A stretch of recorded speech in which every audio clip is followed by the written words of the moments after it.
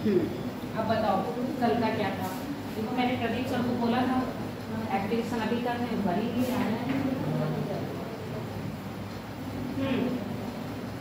बैठो चरण। I card बहुत अच्छा लग रहा है। और लोगों के आई कार्ड कहाँ है? बस एक चरण का ही आई कार्ड दिख रहा है। सब लोग अपने गले में डालो। सबको मिलेगा ही नहीं। जो पूरे तीनों क्लास लेंगे उन्हीं को मिलेगा, है ना। और जिनका रजिस्ट्रेशन नहीं है उनको तो कोई टेंशन ही नहीं है। कई बच्चे ऐसे हैं जिनका रजिस्ट्रेशन ही नहीं है, और जिनका रजिस्ट्रेशन है और तीनों क्लास ले रहे हैं आई कार्ड उन्हीं को मिलेगा। समझ गए? तुम्हें नहीं मिला? दो मैंने नाम क्या है तुम लोगों के? मीरा और माधुरी। मीरा माधुरी मेरे भी एक फ्रेंड है, उसके भी ट्विंस हैं। चलो कहाँ पर थे कल? अंडमान निकोबार बता दिया था ना। भारत के द्वीप समूह सारे बता दिए, मतलब बंगाल की खाड़ी में है। लिखवा दिया था इसके बारे में, इतना ही बताया था तुम्हारी खाड़ी। अंडमान निकोबार ये बता पाए थे, लक्षद्वीप नहीं बताए थे, ये बता दिया था। लक्षद्वीप के बारे में बताया था? नहीं बताया था ना। आप सीधे सीधे सिंपल सी बात समझ लो। नॉर्मली माना जाता है कि जो आपका हिमालय दक्षिण की ओर टर्न हुआ है, ये उसी का ही निकला हुआ क्या है? भाग है। हिमालय की कुछ ऐसी पीक्स हैं जो सागर से उठकर आ गई हैं, जो जगह जगह हमको दिखाई देती हैं, उसी को हमने कहा है अंडमान निकोबार द्वीप समूह। ठीक है। और ये क्या है? हिमालय का ही दक्षिण में विस्तार किया हुआ है, ऐसा क्या है माना जा रहा है। और जबकि आपका ये लक्षद्वीप है, ये कोरल द्वारा निर्मित है। आज वो नहीं है सौम्य, क्या कर रहे हैं? अच्छा, आगे बात समझ में। जो आपका लक्षद्वीप है वो कोरल द्वारा, और मैंने कोरल पर आपको एक क्वेश्चन दिया था, करके कोई नहीं आया सिवाय कौशल के, और कौशल का भी मैं चेक नहीं कर पाई हूँ अभी। दिया था ना कोरल? कौशल, हाँ अभी मैं चेक नहीं कर पाई। बाकी लोगों के कहाँ है कोरल? देखो बेटा, कोरल तुम्हारे ऐसे टॉपिक भी नहीं है, और कोरल से क्वेश्चन बनते हैं। और स्पेशली कोरल को पढ़ने का मतलब है आपका 40 से 45 मिनट चले जाना। इसलिए कुछ चीज़ें अगर मैं आपको टॉपिक में देती हूँ तो वो करा करो। जैसे चट्टानें मैंने आपको दी थी, चट्टानों का भी नहीं आया, और चट्टानें बेसिक हैं। जब इंडिया में खनिज पढ़ोगे तो आपको चट्टानों की जरूरत पड़ेगी पड़ेगी। फिर तो होगी कि ये चीज़ हमें नहीं समझ में आई, इसलिए मैंने चट्टानें आपको पहले से आंसर राइटिंग में दे दिया कि आप उसके आंसर राइटिंग करके लाओ। जब करोगे तो कुछ चीज़ें समझ में आएंगी कि चट्टानों का फॉर्मेशन कैसे हो रहा है। क्योंकि आपका जियोमॉर्फोलॉजी का चैप्टर था, वो आपका कंप्लीट नहीं हुआ है। ये चीज़ नहीं पढ़ोगे तो कुछ चीज़ें समझ में नहीं आएंगी। ठीक है। तो जो आपका लक्षद्वीप है वो भी क्या है? ये कोरल निर्मित द्वीप है। कोरल ये क्या होता है? जलीय जीव होता है, जो किस पे रहता है? कैल्शियम कार्बोनेट के पोल में रहता है, और उसको क्या करता रहता है? उसको उसका फॉर्मेशन अपने आप ही करता है। जब ये इतना ऊपर आ जाते हैं या समुद्र तल से ऊपर दिखने लगे तो ये क्या बन जाते हैं? आपके कोरल द्वीप बन जाते हैं। नॉर्मली पूछा जाता है भारत में कौन सा कोरल द्वीप है, तो सारे द्वीपों के नाम दे देते हैं। तो आपका एक लक्षद्वीप है जो क्या है? आपका एक कोरल द्वीप का उदाहरण है भारत के अंदर। बाकी अंडमान निकोबार कोरल द्वीप का समूह नहीं है, ये हिमालय का ही दक्षिणी विस्तार है, उसी को बताया गया है। क्या है ये आपका? अंडमान निकोबार। इसके बाद मेन लैंड से थोड़े सी डिफरेंस में है, मतलब भारत का मेन लैंड में तो है ही है, जरा सा इनके बीच में थोड़ी सी जलराशि आ रही होगी। ऐसे समझ लो जैसे नदी वगैरह। ठीक है, इतनी ही जलराशि आ रही हो जो इनको क्या कर रही है? डिवाइड कर रही है और एक द्वीप के रूप में दे रही है। तो यहाँ पर आपका क्या है? द्वीप, यहाँ पर आपका द्वीप है और यहाँ आपका दमन है, और इन दोनों को मिला के ही केंद्र शासित बना दिए गए हैं, द्वीप और दमन। और जाति हवेली आपका दादर नागर हवेली है, वो भी आपका महाराष्ट्र में यहीं पर पड़ता है। सॉरी, गुजरात के महाराष्ट्र में यहाँ पर ही पड़ता है। क्या आपका? दादर नागर हवेली। इसके बाद एक पम्बन द्वीप है, ये तो लगता में पहुंचे। पम्बन द्वीप यहाँ पर पड़ता है आपका, जिस पर क्या बसा है आपका? रामेश्वर। तो भारत के कुछ द्वीप हैं जो आप याद कर लोगे। अगली बात करते हैं अब हम भारत की। यहाँ तो पता चल गया आपको कि भारत का मेन लैंड की बाउंड्री कहाँ तक है, बताओगे जरा मुझे?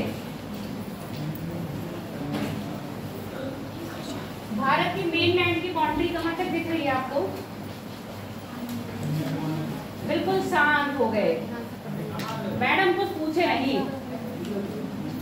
बताओ सीमा कहाँ तक दिख रही है भारत की? मैंने लैंड में पूछा है, लैंड में बताओ।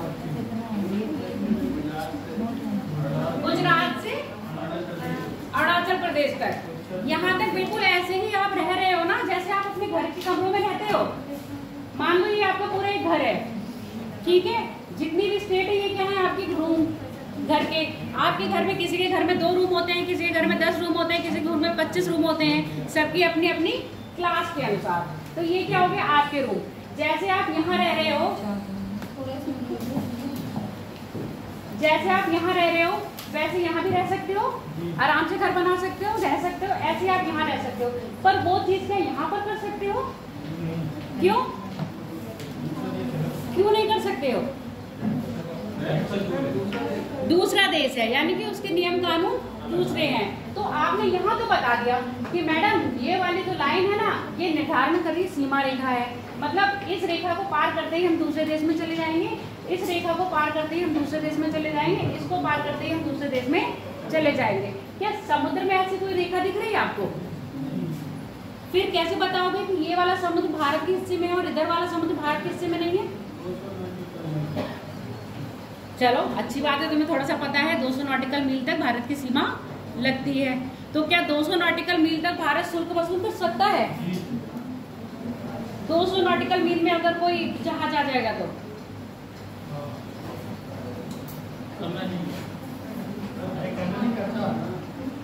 चाहिए वाला तो जवाब ही नहीं चाहिए मुझे, हाँ और ना में जवाब चाहिए। हाँ ना का मतलब है कॉन्फिडेंस लेवल को बताता है। हो सकता है पक्का? बताओ मैम। अरे हाँ ना में मुझे नहीं पता का मतलब क्या है, फिर तो बताने के लिए हम खड़े ही हैं। तुम बताओ। आशा, सौम्या, पलक, तुम्हारा क्या नाम है? पलक की दोस्त सुमन। पलक की दोस्त मैम नाम आपने रख दिया पलक की दोस्त? हाँ तो यहाँ पर जोड़े ही बने हुए हैं, देखो ये अपने अपनी सहेलियों के साथ ही बैठते हैं। लड़कों के वो 2-3 है, एक गायब है उसका आज दोस्त पेपर देने गया है। इसकी दोस्त अब ये बन रही है, अभी तक ये अकेली थी, इसकी दोस्त अब बन रही है। हाँ तो बताओ शुल्क वसूलेगा कि नहीं? अच्छा ये बताओ, राजस्थान से कोई सामान लाएंगे और यहाँ पर आएगा तो कौन शुल्क वसूलेगा? कौन सा राज्य? उत्तर प्रदेश से, मतलब अपनी कस्टम ड्यूटीज लगाएगा। ऐसे भारत भी कस्टम ड्यूटी लगाता है। उसने कहा 200 नॉटिकल मील, ठीक है 200 नॉटिकल मील तक क्या है भारत की सामुद्रिक सीमा लगती है, पर 200 नॉटिकल मील में भारत शुल्क नहीं वसूलेगा। 200 नॉटिकल मील के अंदर आ जाएगा तब वसूलेगा। अगर 200 नॉटिकल मील के एंटर करके वापस चला जाता है तो भारत को शुल्क वसूलने का अधिकार नहीं है। नॉटिकल मील ऐसे समझ लो जैसे आप धरती पर किलोमीटर नापते हो कि 10 किलोमीटर तक सीमा है कि 20 किलोमीटर तक सीमा है कि 50 किलोमीटर तक सीमा है। समुद्र में किलोमीटर ना नाप के नॉटिकल मील में नापते हैं, ठीक है? कि क्या नापते हैं? नॉटिकल मील। अब यहाँ पर तुम देख रहे हो, थोड़ा सा जूम कर दो इसको, कि भारत की तटीय रेखा के समान दिख रही है आपको? अब मान लो एक यहाँ से अगर मैं सीमा का निर्धारण करती हूँ, सुनते जाओ समझते जाओ। यहाँ से अगर मैं सीमा का निर्धारण करती हूँ तो एक की सीमा यहाँ से लग रही है और यहाँ से कर रही हूँ तो एक की सीमा यहाँ से लग रही है, तो इनके साथ क्या होगा? क्या एक जैसा व्यापार हो रहा है इन लोगों के साथ? नहीं हो रहा है ना। कैसा हो रहा है? अलग अलग हो रहा है। तो इस अलग अलग व्यवहार को चेंज करने के लिए, यानी कि सबको इक्वली क्या करना है? मेजर करना है ना। इक्वली मेजर करने के लिए हमने काल्पनिक रेखा खींच दी। वही काल्पनिक रेखा जो क्या कर रही है? सतहों को मिला रही है। तो यानी कि ये सबसे ऊपर है, तो ऐसे पूरा मिलाते हुए जाएंगे। अब इसके अंदर जो सागर आ रहा है वो तो आंतरिक सागर कहलाएगा। इसके अंदर क्या आ रहा है? जो सागर आ रहा है वो आंतरिक सागर कहलाएगा, उससे हमें कोई मतलब नहीं है। तो अब ये जो सीमा खींची है तो ये एक्चुअल में क्या हो गई? बॉर्डर लाइन हो गई किसकी? भारत की मेनलैंड के और समुद्र लैंड के साथ।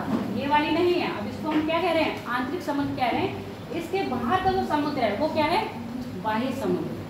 ठीक, अब बाह्य समुद्र में भी अब नॉटिकल मील हम जो नापेंगे वो यहाँ से नापेंगे, यहाँ से नहीं नाप रहे, कहाँ से नाप रहे हैं, यही काल्पनिक रेखा से। अब ये काल्पनिक रेखा से 12 नॉटिकल मील आएगा, फिर 12 नॉटिकल मील से 24 नॉटिकल मील आएगा, फिर 24 नॉटिकल मील से 200 नॉटिकल मील आएगा। तो ये 200 नॉटिकल मील तक ही क्या है, भारत की सीमा है। उसके बाद का जो समुद्र होगा वो किसके अंडर में आ रहा होगा, विश्व के जितने भी देश हैं उनका सबका अधिकार होगा। और इस समुद्र में आप क्या कर रहे हो, कोई भी खोजबीन या अनुसंधान नहीं कर सकते। आई बात समझ में। आप 12 नॉटिकल मील तक भारत का बिल्कुल वैसा ही अधिकार है जैसा आपके अपने घर के कमरे और आंगन में होता है। या आप ऐसे समझो जैसे आप अपने घर के बाहर, आजकल का ही होता है ना, घर को थोड़ा सा पीछे से बनाते हैं और घर के आगे लॉन बना लेते हैं, तो वो भी घर का हिस्सा होता है। आपका उसका वैसे ही अधिकार होता है, साफ सफाई आप उसकी वैसे ही करते हो, चाहे भले वो रोड पर आ रहा है पर आप उसकी साफ सफाई करते हो। तो भारत उसको ऐसे ही साफ सफाई करेगा जैसे क्या करता है, अपने घर को देखता है, मेन लैंड को देख रहा है, वैसे ही सेम इसको देखेगा 12 नॉटिकल मील को। 12 नॉटिकल मील से आगे 24 नॉटिकल मील तक आओगे तो भारत के जितने भी क्या होंगे, जहाज आएंगे।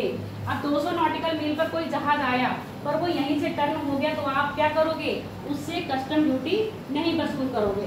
अगर भारत का भले ही जहाज यहाँ पर आके ऐसे टर्न हो जाएगा तो भारत की सीमा में क्या कर दिया, एंटर कर दिया। जैसे ही वो भारत की सीमा में एंटर कर है आप उससे कस्टम ड्यूटी वसूलने का अधिकार रखते हो। आगे बात समझ में। उसके साथ जितने भी आपके अनुसंधान वगैरह कार्य होते हैं या तेल की पेट्रोलिंग वगैरह सिस्टम है वो भी सब आप 12 नॉटिकल और 24 नॉटिकल मील तक कर सकते हो।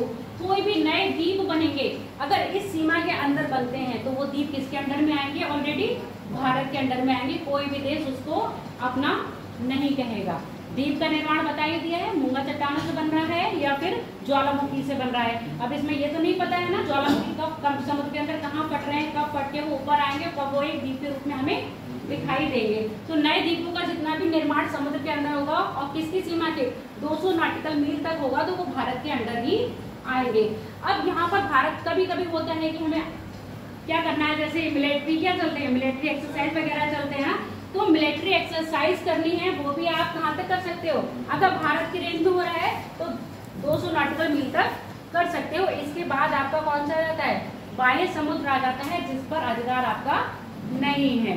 एक क्या बनाई हुई है, संस्था बनाई हुई है, उसी संस्था के अनुसार फिर आपको बाह्य अगर अनुसंधान करना है। पहली बात तो अनुसंधान करने की मतलब अनुसंधान समझ में आ रहा है, हिंदी वालों को समझ में आ रहा होगा, इंग्लिश वालों को नहीं समझ में आ रहा होगा। अगर आप कोई रिसर्च करते हो, ठीक है, या कोई खोज करनी है तो आपको कहाँ करना पड़ेगा, इन्हीं के अंदर में करना पड़ेगा। भारत यहाँ करेगा तो उसको कोई परमिशन नहीं लेनी है और यहाँ करने की अनुमति किसी भी देश को अभी नहीं है। जितनी भी प्राकृतिक संसाधन आपको अपनी लैंड में जैसे मिल रहे हैं वैसे आपको अपने समुद्र सीमा के अंदर लेने होंगे। इतनी बात समझ में आ गई। अब समझ में आ गया भारत की सामुद्रिक सीमा कहाँ से लग रही है, 200 नॉटिकल मील। अब इसको हमने बताया है कैसे, जो 12 नॉटिकल मील है उसको कहते हैं प्रादेशिक सीमा।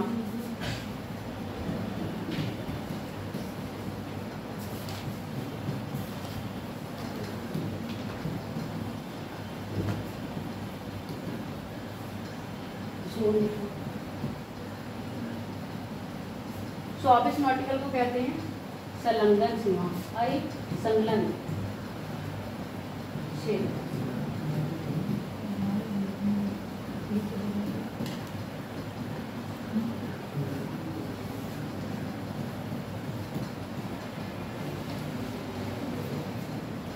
अभी लिखवा दूंगी।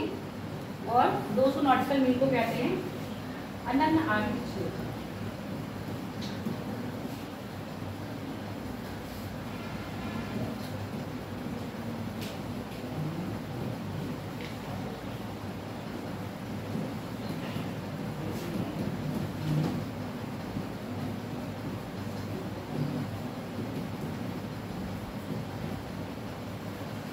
एक्सक्लूसिव इकोनॉमिक जोन लिख रहे हो, अब लिखना शुरू कर दो। कर देख रहे हो, ये चीज समझ में आ गई, कोई डाउट तो नहीं है।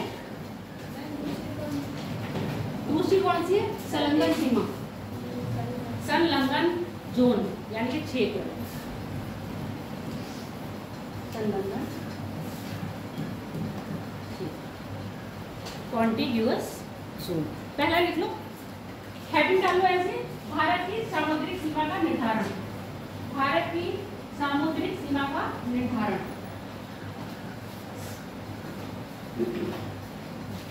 भारत की सामुद्रिक सीमा का निर्धारण।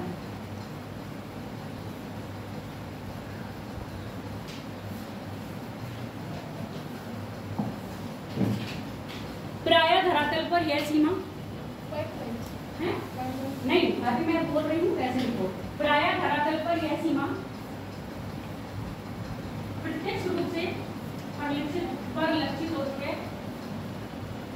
यानी कि क्या होता है, जो लैंड पर होता है, लैंड बाउंड्री आराम से क्या होती है, डायरेक्टली हमको विजिबल है ना, और ये चीज हमें यहाँ पर दिखाई नहीं दे रही है।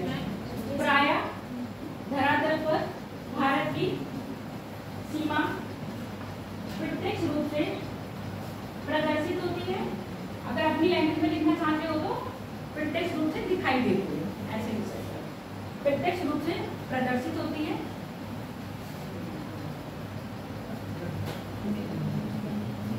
परंतु यह सीमा हमें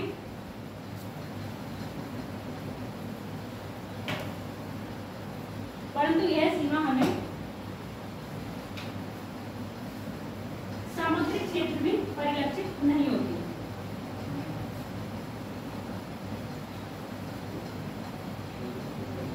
समुद्र क्षेत्र में परिलक्षित नहीं होती, दिखाई नहीं देती। ये शब्दों को मैं बदल देती हूँ, अब नहीं बदलूंगी, बार बार एक ही चीज बोलूंगी तो आप कहोगे मैडम रिपीट करती है वही शब्द। तो तुम लोगों को भी शब्दों पर थोड़ा सा ध्यान देना है। जब आंसर राइटिंग करोगे तो एक ही शब्द को बार बार रिपीटेशन नहीं करना है। परिलक्षित नहीं होती है। अतः समुद्रिक सीमा का निर्धारण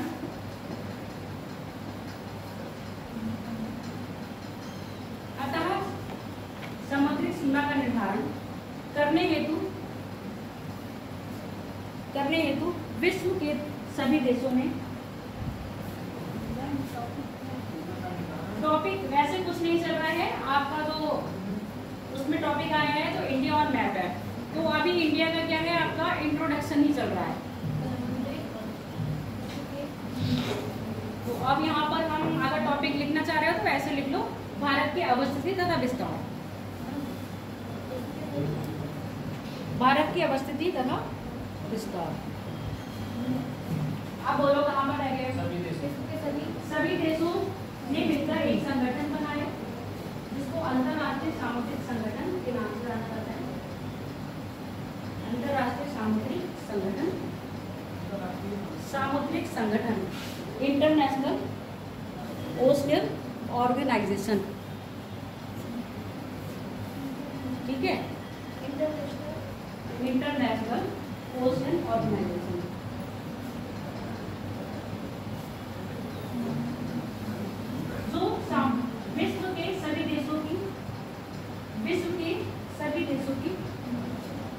जो विश्व के सभी देशों की सामुद्रिक सीमा का निर्धारण करता है।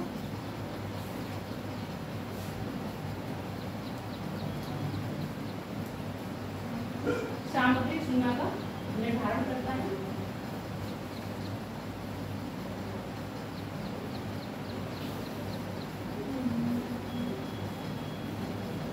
समुद्र में दूरी को मापने के लिए नॉटिकल मील का प्रयोग किया जाता है।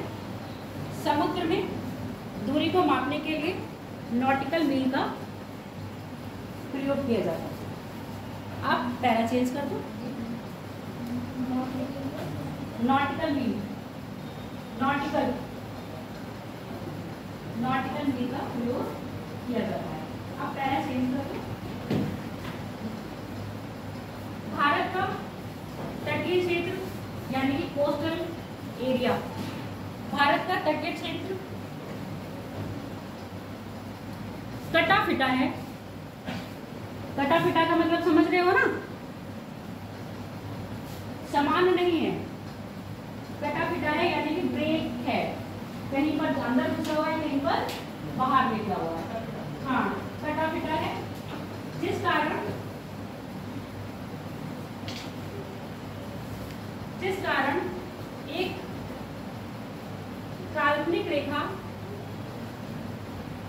जिस कारण एक काल्पनिक रेखा खींची गई है,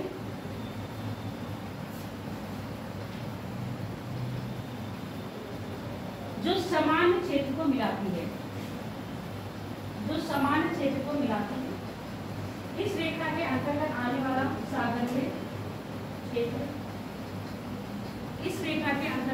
वाला सागरीय क्षेत्र, आंतरिक सागर कहलाता है।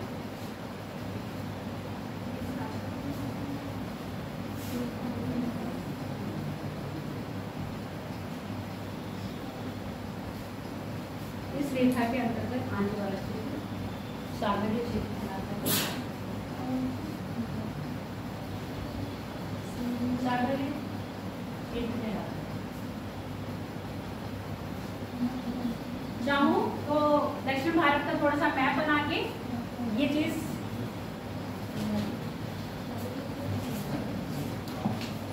दिमाग फिर आपके ध्यान में रहेगी ना। किसका फोन है? सारे इकट्ठा करो फोन। ठीक है, इस तरह से आप क्या करोगे, दक्षिण भारत का मैप बना लोगे। यहाँ थोड़ा सा मैंने सीधा बना लिया है, केरल के पास थोड़ा सा जाके यहाँ पर कटा पिटा है। तो आप ऐसे ही क्या बनाओगे, एक काल्पनिक रेखा बनाओगे, इस क्षेत्र को मिलाते हो और यही रेखा का नाम लिख दोगे काल्पनिक सामुद्रिक रेखा। उसके बाद ये जो सागर दिखाओगे उसको दिखाओगे अंतःसागरीय क्षेत्र।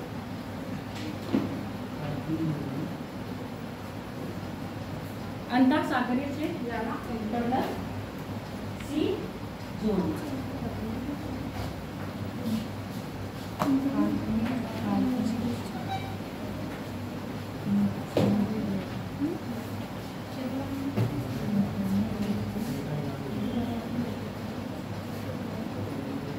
अब एक ऐसी लाइन बना लो, यहीं पर ही बना लो, ये लिख लो 12 नॉटिकल मील।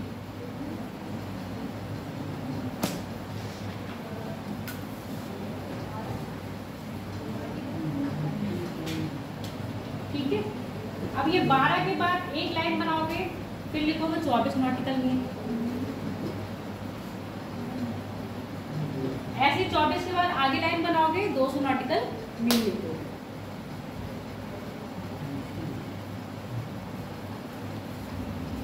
के आगे एक लाइन बना लेना।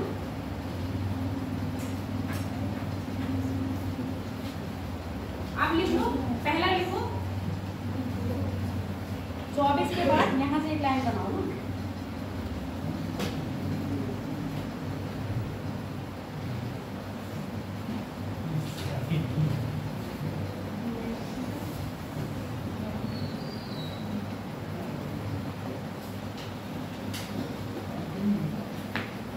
पहला लिख लो, कौन सी सीमा बताई थी?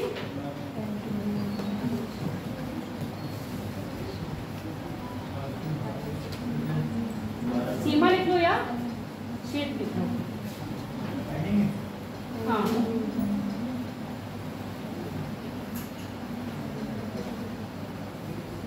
फिर आप बन गए गड़बड़।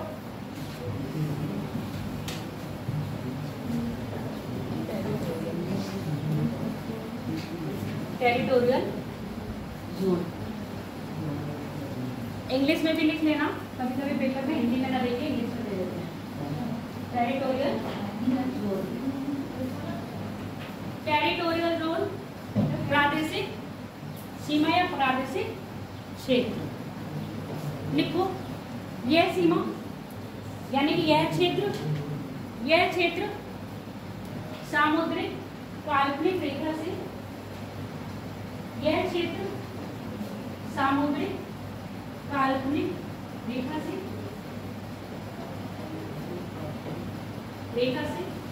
12 नॉटिकल मील तक, 12 नॉटिकल मील तक अवस्थित है।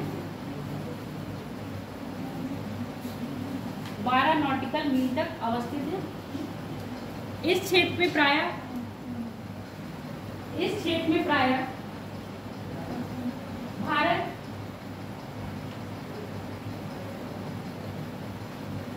का अधिकार उसी प्रकार है, भारत का अधिकार उसी प्रकार है जिस प्रकार उसका मुख्य भूमि पर है,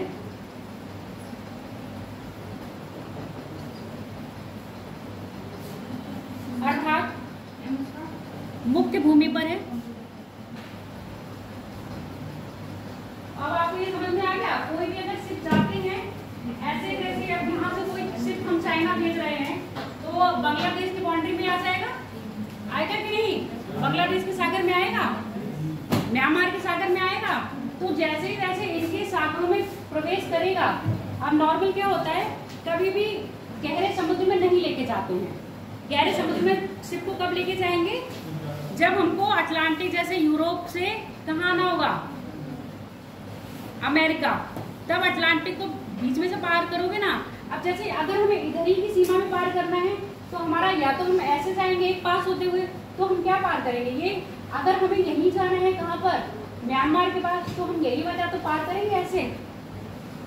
आगे बात समझ में? तो अगर हम यहाँ की सीमा से निकल के सीधे म्यांमार की सीमा में आ जाएंगे तो हम बच जाएंगे। अगर हमें क्या है, बांग्लादेश के सागर में प्रवेश नहीं करना है तो हम इसके सागर छोड़ देंगे ना, तो इसका 200 नॉटिकल मील पार करके हम इंटरनेशनल सागर में घुस जाएंगे। तो इंटरनेशनल सागर में आप व्यापार तो कर सकते हो, यानी कि आप व्यापार करने के लिए अपने जहाज तो निकाल सकते हो, उसमें कोई नहीं वसूलेगा। जैसे ही आप किसी देश की सीमा में आ जाओगे वैसे क्या करेगा, वो देश आपसे कस्टम ड्यूटी ले लेगा। चाहे भले ही आप उसके देश में अपना पोर्ट, मतलब उसके पोर्ट पर आप अपना जहाज रोको या ना रोको, बस आप क्या है, उसकी गली में नहीं जाना है। तो ऐसे ये समझो, जब हमें टैक्स से बचना है तो ये वाला गाना सुटेबल रहेगा, तेरी गलियों में दोबारा ना रखेंगे कदम आज के बाद, है ना। तो हमें तो टैक्स नहीं देना है तो उस समुद्र में नहीं जाना है, उससे क्या रहना है, दूर रहना है। 12 नॉटिकल मील लिख दिया। लिखा क्या इसमें तुम लोगों ने? जैसे मुख्य भूमि पर अधिकार होता है, अर्थात यहाँ की साफ सफाई,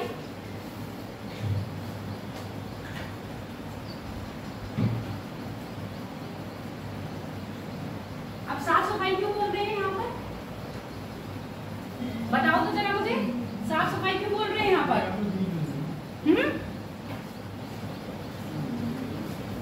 भारत की तट रेखा से लगा हुआ है, अगर यहाँ समुद्र गंदा होगा तो हमारे लिए अच्छा नहीं है ना।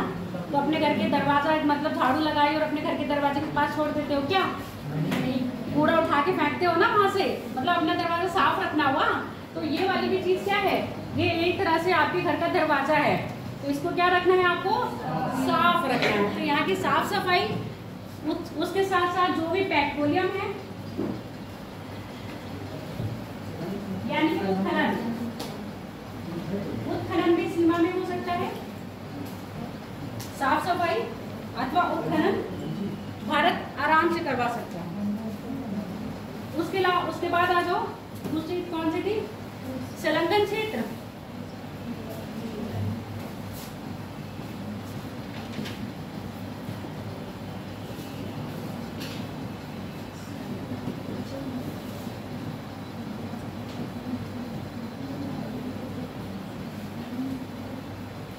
कॉन्टिग्यूअस जोन, संलग्न क्षेत्र।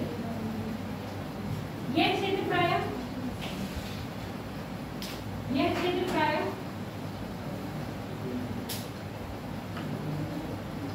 क्षेत्र प्रायः 12 नॉटिकल मील के बाद प्रारंभ होता है।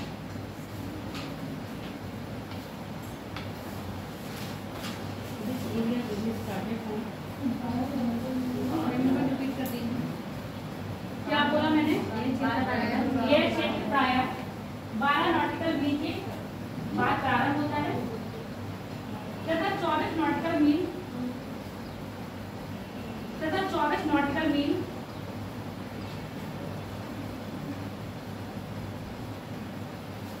तथा 24 नॉटिकल मील तक इसकी सीमा लगती है। भारत की सीमा में शुल्क वसूलने का अधिकारी है। भारत की सीमा में शुल्क वसूलने का अधिकारी है।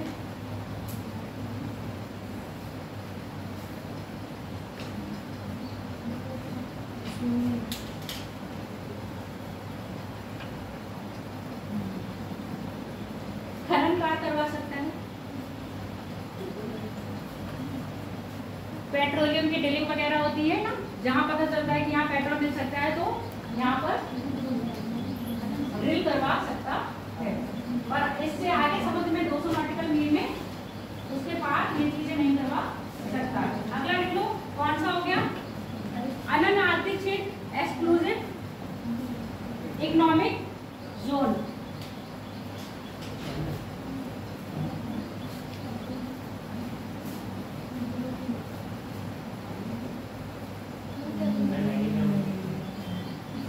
बोली मैंने अनन्य आर्थिक क्षेत्र, हिंदी में लिखो अनन्य आर्थिक क्षेत्र, इंग्लिश में लिखो एक्सक्लूसिव इकोनॉमिक जोन। अनन्य आर्थिक क्षेत्र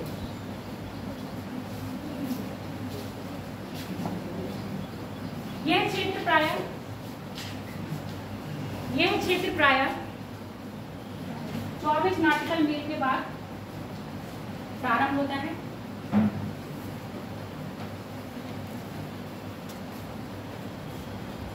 यह क्षेत्र प्रायः 24 नॉटिकल मील के बाद प्रारंभ होता है।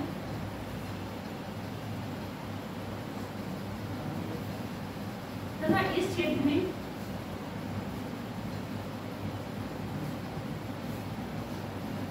भारत अनुसंधान कर नए द्वीपों का निर्माण, अनुसंधान कर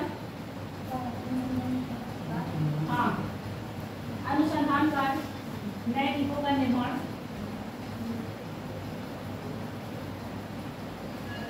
आदि पर अधिकार रखता है, आदि पर अधिकार रखता है। इस सीमा के बाहर खुला समुद्र स्टार्ट हो जाता है। खुला समुद्र मतलब समझ रहे हो? नहीं समझ रहे हो? खुला समुद्र फ्री हो गया है, उसके बाद किसी भी देश की सीमा नहीं लगेगी। इस सीमा के बाद खुला समुद्र स्टार्ट हो जाता है। इस क्षेत्र मतलब अब ये खुले क्षेत्र की बात कर रहे हैं हम। चाहो तो पैरा चेंज कर लिख लेना अगर नहीं समझ में आए। खुले समुद्र में खुले समुद्र क्षेत्र में भारत का कोई अधिकार नहीं है।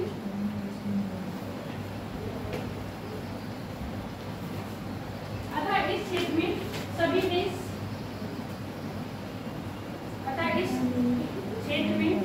देश बराबरी की हिस्सेदारी रखते हैं।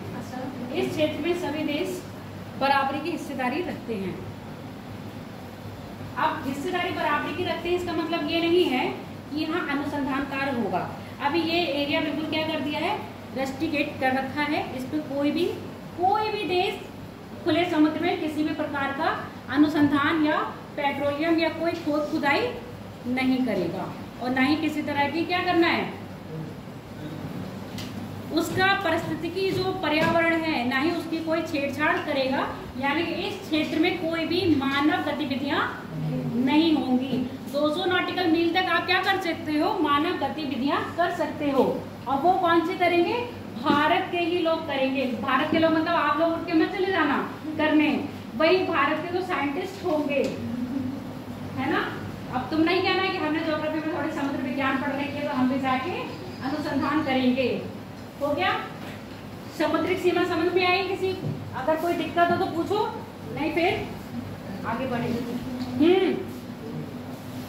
अभी तो कोई दिक्कत नहीं होती, बाद में सारी दिक्कतें होती हैं। बताओ, क्योंकि जाके पढ़ते नहीं अपन भूल जाते हैं। एक बार फिर से समझाना है। क्या समझाना है? अनन्य आर्थिक क्षेत्र।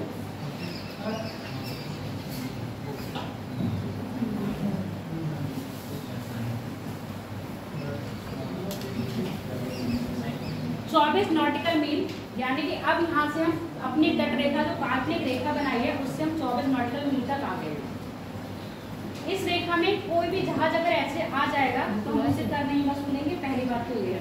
अगर इसके अंदर आता तो हम उससे कर वसूल लेते। इस क्षेत्र के बीच में अगर कोई नए द्वीप बनेंगे तो उस पर सीधा सीधा किसका हक हो जाएगा, भारत का। कोई भी देश इस पर अपना अधिकार जमाने के लिए नहीं आएगा। क्यों? ये किसके अंदर आ रहा है? भारत की सीमा के अंदर आ रहा है। अगर भारत को कोई ऐसा अनुसंधान करना है, पता चल रहा है कि यहाँ पेट्रोलियम आ गया है, पेट्रोलियम है, तो यहाँ पर पेट्रोलियम के प्लांट्स लगा सकता है। कोई द्वीप बनी गए और पेट्रोलियम के प्लांट लगा दिए, या कोई मिलिट्री एक्सरसाइज करनी है, जैसे आप देखते हो ना कि हम लोगों की वो पनडुब्बियां वगैरह समुद्र में रहती हैं, तो वो ऐसा नहीं है खुले समुद्र में रहती हैं, अपनी ही सीमा के अंदर रहेंगी, यानी कि 200 नॉटिकल मील तक ही आप क्या कर सकते हो, अपने भी किसी भी आपका जो समुद्री यान है या आपकी रक्षक यान है, जलयान, उनको यहाँ इसी सीमा तक रख सकते हैं। इसके बाद नहीं रख सकते। इसके बाद क्या हो जाएगा? अगर आप नियम कानून तोड़ोगे तो आप पे क्या हो जाएगी? पनिशमेंट लगेगी ना। और ये पनिशमेंट कौन लगाएगा? वही संस्था जो समुद्र को देख रेख कर रही है। आई बात समझ में? इसके अलावा इसमें और कुछ ऐसा जानने को नहीं है। कभी पेपर में अगर पूछा जाए कि 200 नॉटिकल मील पर कोई शिप आता है तो भारत कर वसूलने का अधिकार रखता है, अभी कस्टम ड्यूटीज लगाएगा, तो आपका आंसर होगा नहीं। कब लगाएगा वो? 24 में। 200 मील तक भारत का अनुसंधान कर सकेगा, यानी कि कोई भी अगर पेट्रोलियम की खोज करनी है या खुदाई करनी है या कुछ और ऐसे निकल रहा है। पहली बात तो अभी समुद्र की, जैसे हम लोग यहाँ धरातल पे खुदाई कर लेते हैं ना, धात्विक खनिज निकाल लेते हैं, अधात्विक खनिज निकालते हैं, अभी समुद्र में इन चीजों को क्या कर रखा है? बैन कर रखा है। सिर्फ आप क्या है, पेट्रोलियम के लिए प्लांट लगा सकते हो, बाकी और किसी तरह की खनिज नहीं निकाल सकते। मतलब सोना, चांदी, हीरा मोती जिस तरह के हैं वो बैन कर रखा है। अभी आप लोग ये देखो, मूंगा वगैरह सुने हो ना, मूंगा चट्टानें बनती हैं, और ये कोरल जो जीव है ये अधिकतर द्वीपों के पास रहता है, तो इस पर लोग ये है ना, गवर्नमेंट ने इसको भी बैन कर रखा है कि आप कोरल को जाके नुकसान नहीं पहुंचाओगे, क्योंकि ये किस में आ रहा है? आपके सामुद्रिक उसमें आ रहा है, और एक तरह से आभूषण देते हैं आपको।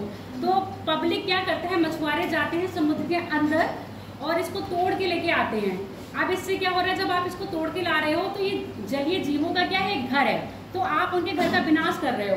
तो इस पर बैन लगा रखा है, पर गैर कानूनी तरीके से लोग अवैध इसकी तस्करी करते हैं। रात में जाएंगे मछुआरे और तोड़ के लेके आते हैं। जबकि अगर आपको किसी समुद्र के अंदर जाना है तो गवर्नमेंट से क्या लेनी पड़ेगी?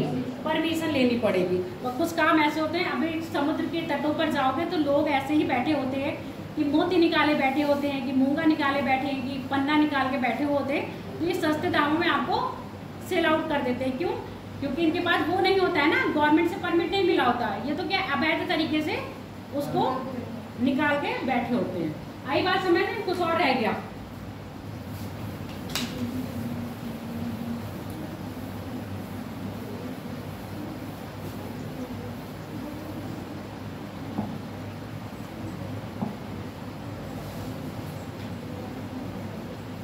भारत के मुझे राज्य बताओगे, कितने राज्य हैं भारत में? कौन कौन से? और एक एक कैपिटल बताओ। नाम मैं ले रही हूँ, कैपिटल आप बताओ। लद्दाख राज्य की ले रही हूँ, यूटी नहीं पूछूंगी। पंजाब, श्रीनगर किसकी बोल रहे हो? अभी मैंने कहा राज्य की बात कर रही हूँ, मैं यूटी की बात नहीं कर रही हूँ। पंजाब की क्या है? चंडीगढ़ है। हिमाचल की शिमला है। उत्तराखंड की? उत्तर प्रदेश की? पश्चिम बंगाल की? असम की? असम की? अरुणाचल प्रदेश की? मणिपुर की? मिजोरम की? त्रिपुरा की? Very good. मेघालय? उड़ीसा? उड़ीसा की हो गई? भुवनेश्वर। आंध्र प्रदेश? अमरावती है कि विशाखापट्टनम है? अमरावती नहीं, विशाखापट्टनम है। नया प्रावधान है, उन्होंने विशाखापट्टनम को ही मंजूरी दी है, अमरावती को नहीं। ठीक है, अभी तो गवर्नमेंट चेंज हुई है। आंध्र प्रदेश की? तमिलनाडु की? है? तमिलनाडु की? केरल की? तिरुवनंतपुरम। ठीक है। उड़ीसा की क्या है? भुवनेश्वर। ओके। गोवा की? महाराष्ट्र की? मुंबई। गुजरात की? यानी कि इंडिया के स्टेट याद है, कोई दिक्कत नहीं है, पूछा नहीं जाता है। गुजरात की गांधीनगर है, बाकी लिखा हुआ है भी। स्मार्ट तो आप लोग वैसे ही हो। हम बात कर रहे हैं समुद्र पे, फिर से हम समुद्र पर लौटकर आ जाते हैं। अब देखो भारत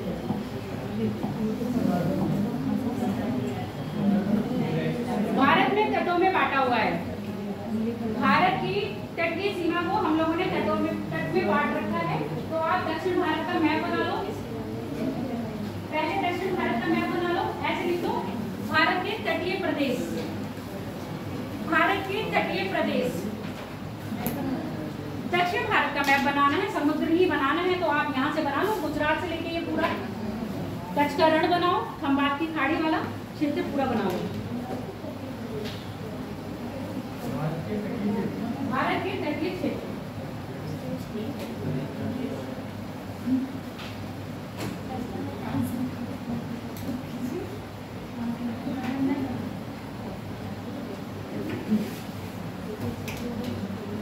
बना लिया? कितनी स्पीड है? 10 बार बनते हैं।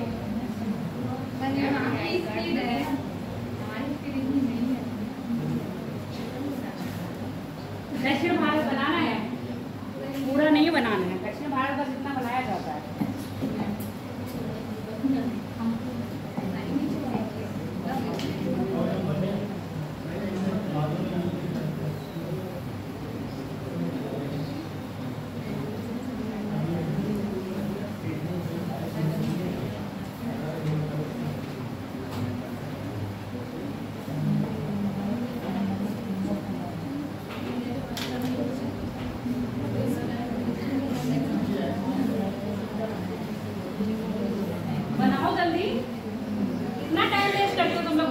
बनाने में बन गया। पहले लिख लो, कौन सा लिखोगे? कोरोमंडल तट, कोरोमंडल लिखोगे। पहले लिखो कोंकण तट, लिखो कन्नड़ तट, लिखो। इसमें 2 ही तट दे रखे हैं, कोंकण तट, फिर लिखना कन्नड़ तट, उसके बाद लिखना मालाबार तट। हाँ, कोरोमंडल। अच्छा, पहले ऐसे लिख लो, फिर बता देते हैं। कोरोमंडल लिखो, लिख लिया? कोरोमंडल के बारे में लिख लो। यह तट प्राय गुजरात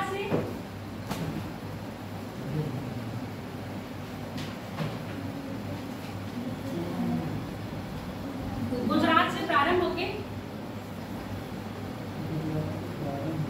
गोवा तक,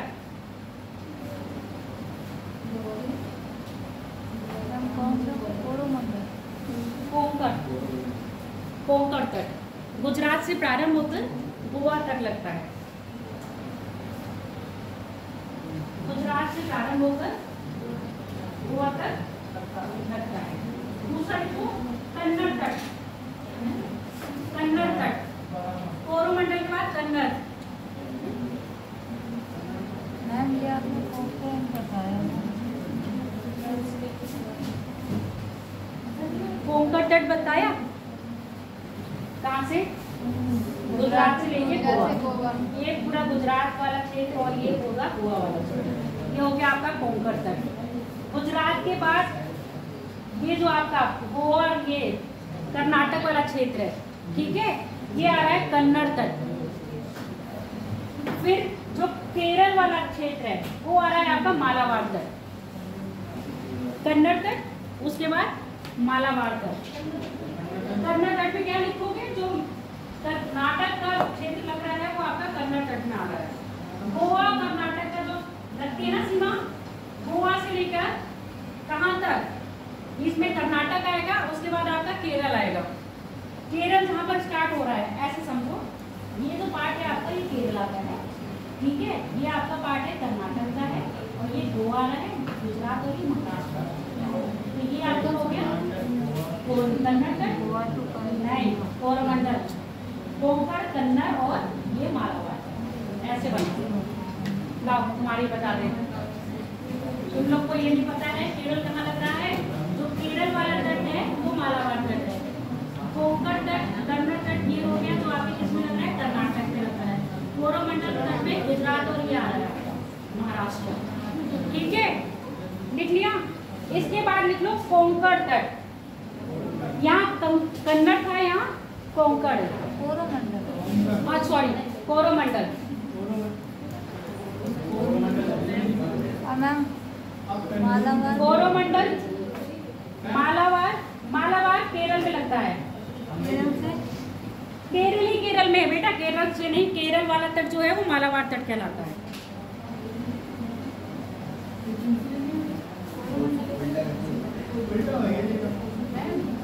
कोंकण, कन्नड़। आप देखो मैंने लिख दिया है कोंकण तट, कन्नड़ तट, मालाबार तट। ये गुजरात में है कोंकण है? हाँ, गुजरात और महाराष्ट्र में। कोरोमंडल तट तमिलनाडु। एक मिनट में कंफ्यूजन हो गया।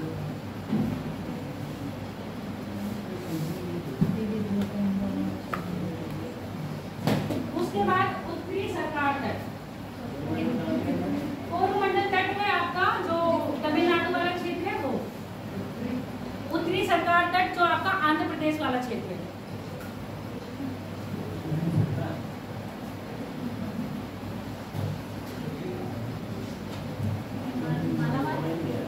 मालाबार केरल का है, वो मालाबार केरल का है। कोरोमंडल है आपका तमिलनाडु का।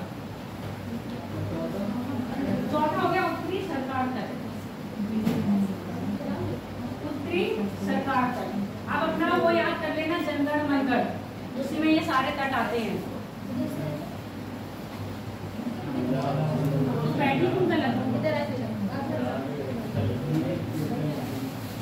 ये है उत्तरी सरकार तट, इसको उत्कल तट भी कहते हैं। सुने हो उत्कल? सुने हो नहीं? हाँ, जनगण मनगढ़ वही, यही सारे तट के नाम आते हैं। पंजाब, सिंध, गुजरात, मराठा, सारे स्टेट के नाम आते हैं।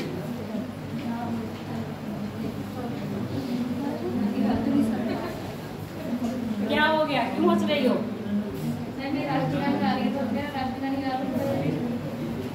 हो गया?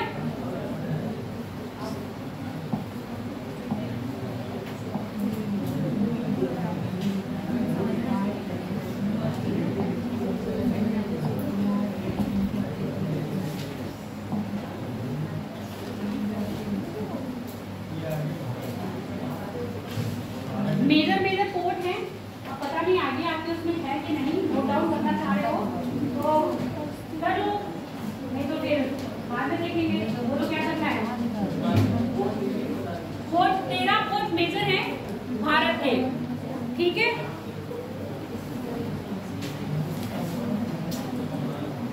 गुजरात में है कांडला, लिखना चाह रहे हो तो नाम लिख लो, और मैप बना रखा है तो वहीं पर गुजरात में लिख लो कांडला। कांडला पोर्ट गुजरात में कांडला है। कांडला पोर्ट। महाराष्ट्र में दो हैं, एक मुंबई हाई है, एक न्यावा सेवा। मुंबई हाई कांडला है, मुंबई हाई न्यावा सेवा। न्यावा सेवा गोवा में लिख लो।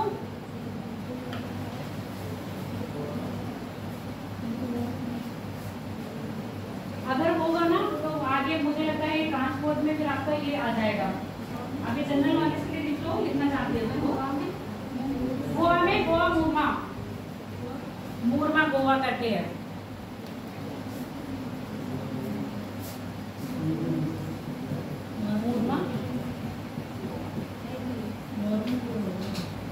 मुरमा गोवा, गोवा मुरमा, मुरमा गोवा।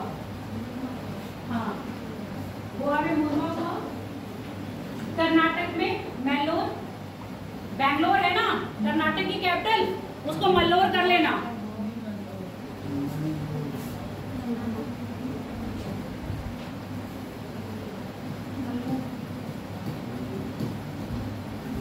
मैंगलोर पोर्ट कर्नाटक में है, मैंगलोर पोर्ट कर्नाटक में। यहाँ तुम्हारा निकल पाएगा, ऐसे नाम लिखो, बाद में मैप बना के उसमें शो कर देना। मैंगलोर पोर्ट गोवा, यहाँ पर नहीं है, कर्नाटक यहाँ पर है। आप इसलिए नाम दो बस ऐसे। मैंने वहाँ जरूर लिखा है क्योंकि वहाँ जगह नहीं थी। कर्नाटक आपका ये रहा, तो यहाँ पर लिख देना बैंगलोर।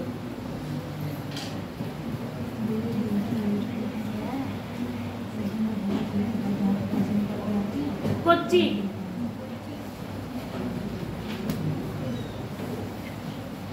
कोच्चि पोर्ट केरल।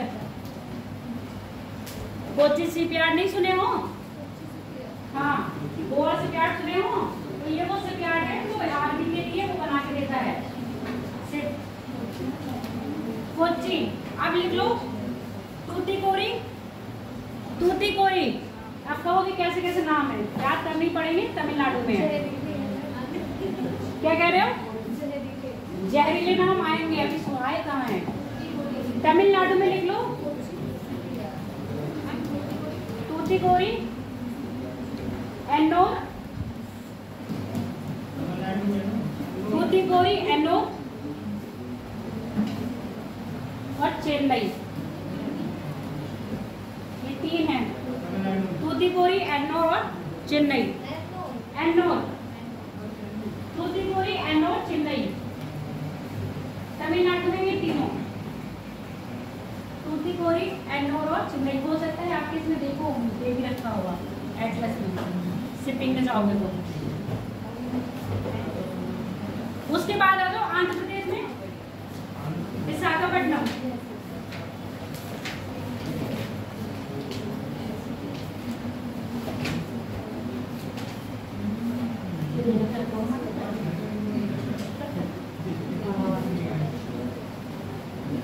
आंध्र प्रदेश में आ जाओ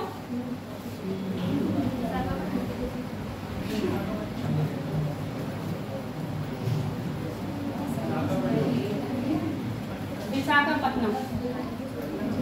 विशाखापट्टनम आंध्र प्रदेश। उड़ीसा में कौन सा है? पारादीप।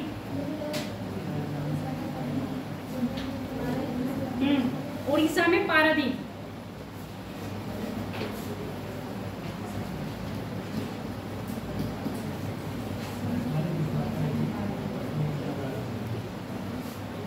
पश्चिम बंगाल में हल्दिया और कोलकाता। हल्दिया और कोलकाता। पश्चिम बंगाल में हल्दिया और कोलकाता। पारादीप उड़ीसा में, पारादीप पश्चिम बंगाल में, हल्दिया और कोलकाता। कितने हो गए? नाम याद करो मेरे को। और एक है port Blair, Andaman Nicobar. Port Blair, Andaman Nicobar. नाम लिख लिए हो, आपका ये काम होगा मैपिंग पर इनका लोकेशन करके लाओगे। अंडमान निकोबार में पोर्ट ब्लेयर।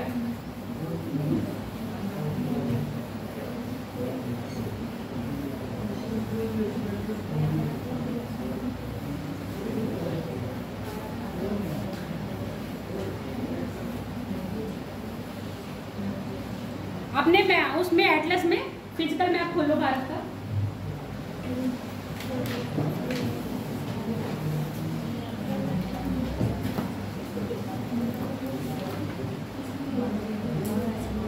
ये पॉलिटिकल मैप है, फिजिकल मैप खोलो।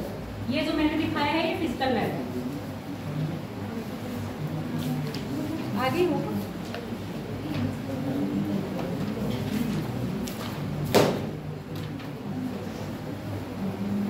आप मेरी बात सुनो। स्लिप दिखाई थी आपको परसों एक, कितने लोगों ने देखी, कितने लोगों ने नहीं देखी?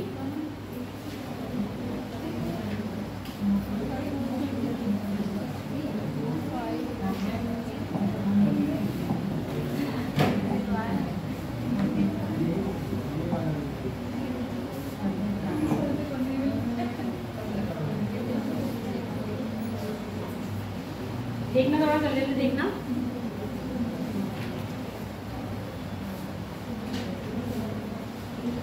देखो पहले क्लिप, क्योंकि फिजिकल समझाने जा रहे हो तो ये देख लो पहले।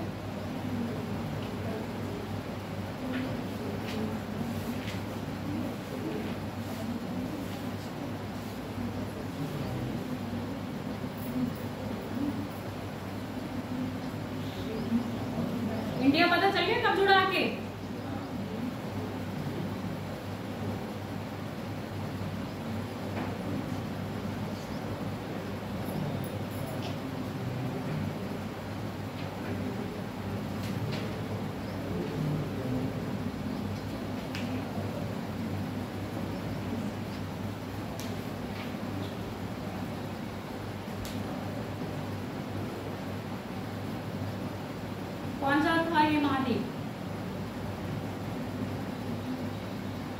ये कौन सा महाद्वीप है? कोई नहीं बोल रहा है, किसी को पता ही नहीं है।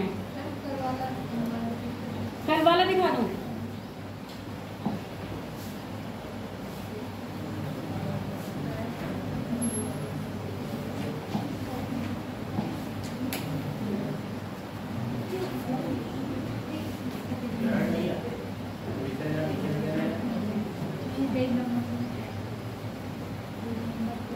देख लिया? और ये था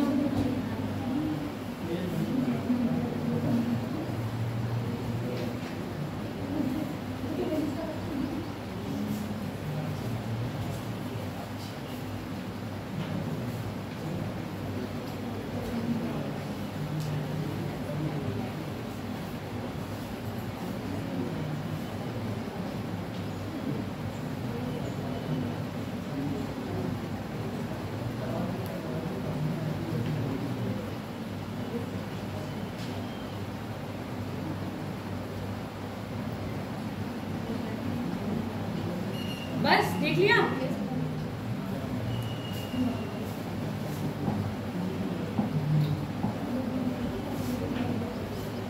जो पहली क्लिप देखी थी उसमें क्या देखा, पहले आप मुझे ये बताओ।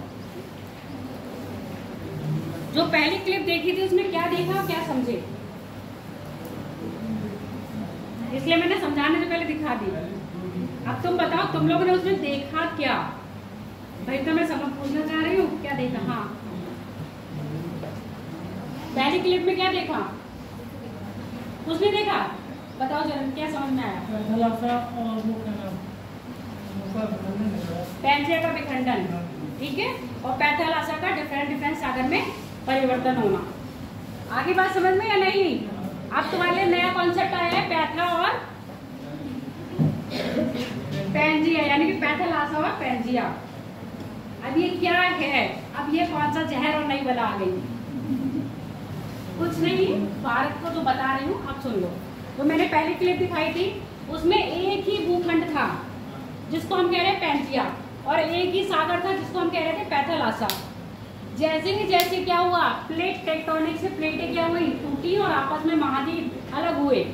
तो ये महाद्वीप अलग अलग डिवाइड हो गए। जो अब आपको ऐसा दिख रहा है, कुछ करोड़ों अरबों साल पहले ऐसा नहीं था।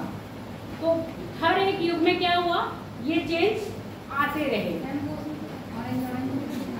वो ऑरेंज जो दिखा रहे थे वो हिमालय का बनना था। कैसे इंडियन प्लेट यूरेशियन प्लेट में आके टकराई, और कैसे इंडियन प्लेट यूरेशियन प्लेट के नीचे जा रही है, और हिमालय आज भी बन रहा है। अभी हिमालय पूरी तरह बना नहीं है, ठीक है। तो अब यहाँ पर बनाना चाहो तो बना लो, समझना चाहो तो समझ लेना। क्या बनाओगे इसमें?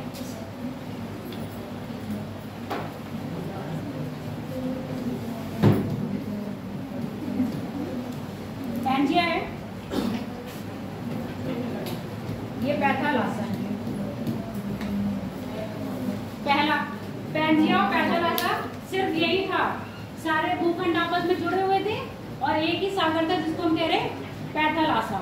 धीरे धीरे क्या हुआ, प्लेट टेक्टोनिक से प्लेटों में क्या हो गया, बेकार आ गया।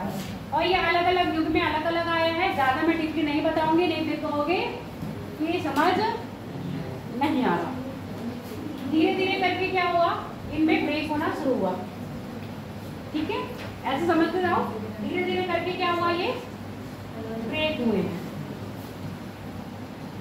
ऐसे मैं बना दे रही हूँ, लास्ट में बस जो एक्शन में है वो मैं दिखा रही हूँ आपको।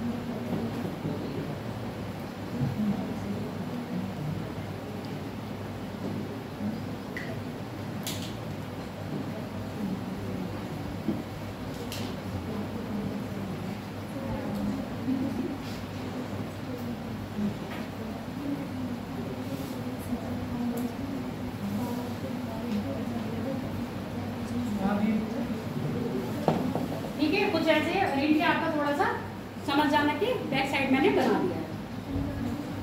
नॉर्थ अमेरिका हो गया, साउथ अमेरिका हो गया, यूरोप हो गया, और आपका अफ्रीका कॉन्टिनेंट हो गया। अफ्रीका कॉन्टिनेंट से टूट कर क्या गया,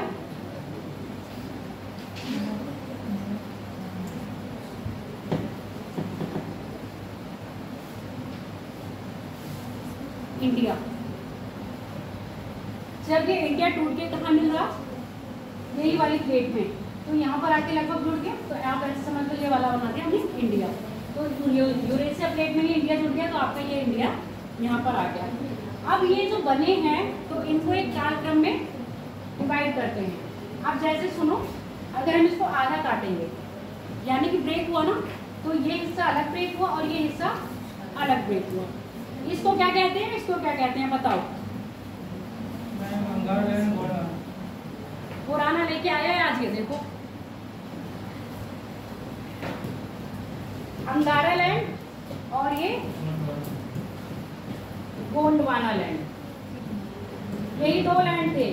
कभी कभी पेपर में पूछा जाता है कौन कौन से महाद्वीप अंगारा लैंड के हैं और कौन कौन से महाद्वीप गोंडवाना लैंड के हैं। तो जितने भी आपके नीचे के महाद्वीप हैं वो सब गोंडवाना के हैं, जितने भी ऊपर के महाद्वीप हैं वो सब अंगारा लैंड के हैं। तो नॉर्थ अमेरिका अंगारा लैंड का हो गया, यूरेशिया अंगारा लैंड का हो गया, और आपका मतलब यूरोप जो है वो भी अंगारा लैंड का हो गया। इंडिया दक्षिण भारत जो अलग हुआ है किससे, अफ्रीका से, वो गोंडवाना लैंड का है। अफ्रीका कॉन्टिनेंट भी कैसा आपका, गोंडवाना। उसके बाद दक्षिण अमेरिका भी कैसा है आपका, गोंडवाना। ऑस्ट्रेलिया भी कैसा है, गोंडवाना। दूसरा अंटार्कटिका भी कैसा है आपका, गोंडवाना। चीन का कभी पूछा जाएगा तो अंगारा लैंड का हिस्सा है, ना कि गोंडवाना। आगे बात समझ में, महाद्वीप जो टूटे हैं जो ऊपर हैं वो अंगारा है, जो नीचे है वो गोंडवाना है। अब कहोगे अंगारा और गोंडवाना। अब मैंने आपको होमवर्क में आंसर राइटिंग पे दिया था, चट्टाने दिया था। पहली चट्टान कौन सी थी, पहली चट्टान कौन सी थी, आग्नेय। यानी कि वो चट्टान का निर्माण कब हुआ होगा, कुछ इसी पल हुआ होगा। गोंडवाना लैंड उसी समय बना होगा जब गोंडवाना काल चला होगा। आई बात समझ में? तो यही है जब आपकी पृथ्वी में क्या हो रहा है, पृथ्वी ठंडी हो रही है, लावा निकल रहा है, अलग अलग युग में अलग अलग क्रियाएं हुई जिसके कारण हमने उसको डिवाइड कर दिया। फिलहाल बस इतना याद रखना, जो भारत है दक्षिण भारत का हिस्सा है वो कौन सा है, गोंडवाना लैंड का हिस्सा है। उत्तर भारत गोंडवाना लैंड का हिस्सा नहीं है। वो हिस्सा गोंडवाना लैंड का है जो अफ्रीका से टूटकर कहाँ पे मिला था, यूरोप में। अगर पूछा जाएगा निम्न में से क्या हिमालय अंगारा लैंड या गोंडवाना लैंड का हिस्सा है, तो क्या बताओगे, हिमालय अंगारा लैंड का है क्या, क्यों?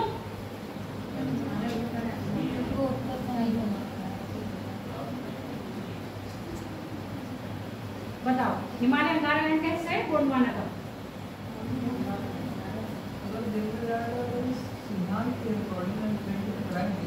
अंगारा और जो अंगारा लैंड से और जो पैसिफिक पेनिनसुला है, आप अपने जो पढ़ाए थे दोनों के निर्माण से बड़े उत्पन्न हुए हैं, तो यानी कि उसमें दोनों का हिस्सा है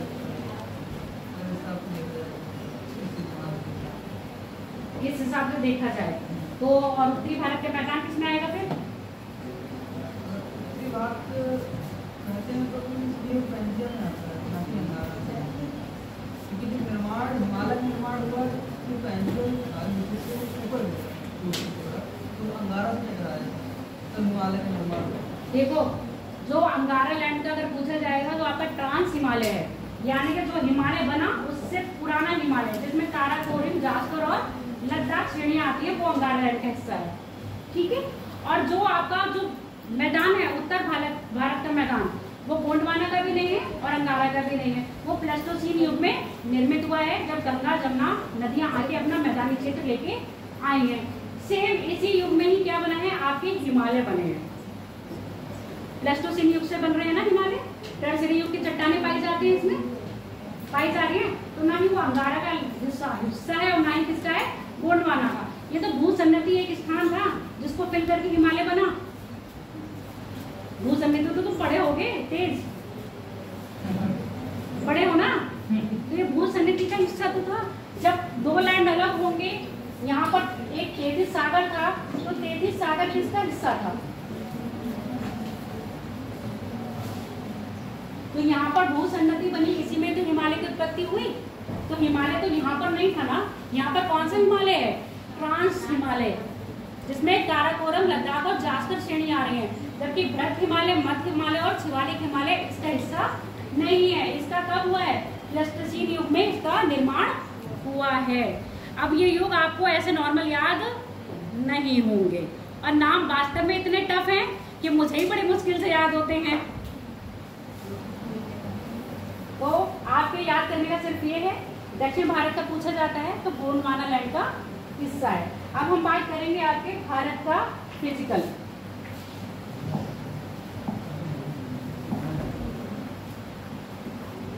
खोल लो सब लोग फिजिकल में।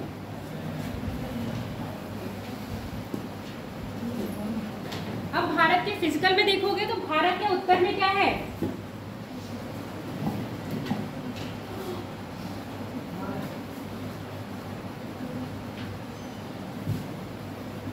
हिमालय है, फिर उसके बाद गंगा यमुना का मैदानी क्षेत्र, उसके बाद प्रायद्वीपीय भारत का पठारी क्षेत्र, और ये हम इसको कहते हैं, अगर हम भारत को बांटते हैं तो ये प्रायद्वीपीय भारत हो जाता है और ये उत्तर भारत हो जाता है।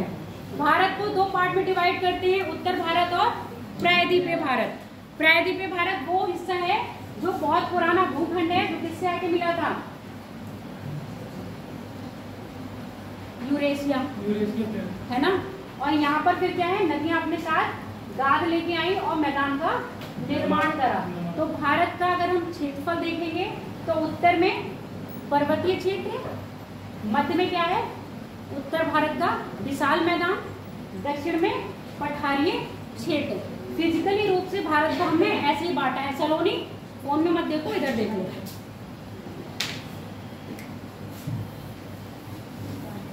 उसके बाद यहाँ पर पर्वत रेंज दिख रही है आपको, कौन सी है?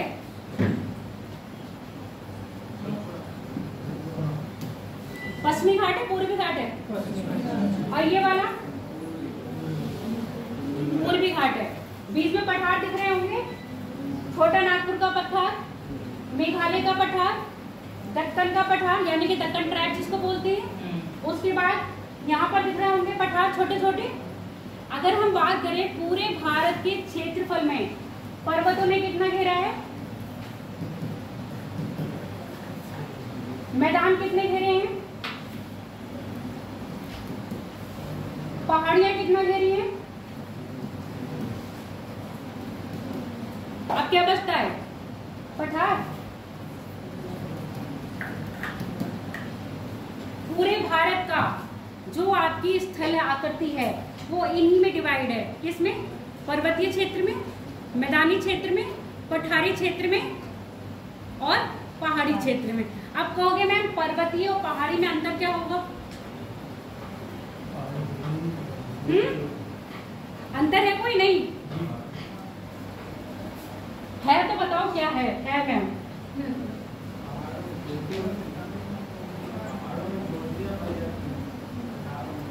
पठार नहीं पूछ रही हूँ, पहाड़ी में और पर्वत में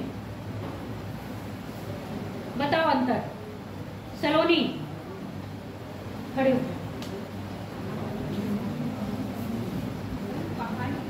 पर्वत और पहाड़ी में अंतर?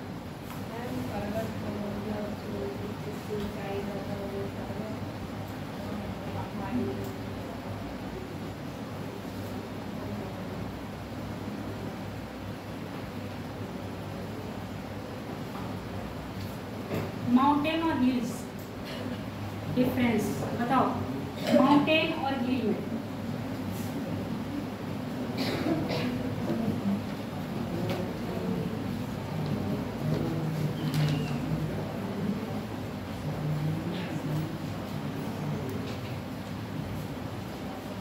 बताओ, गूगल सर्च कर रही हो?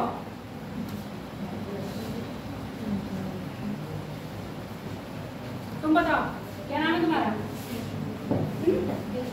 यीशु। यीशु बताओ।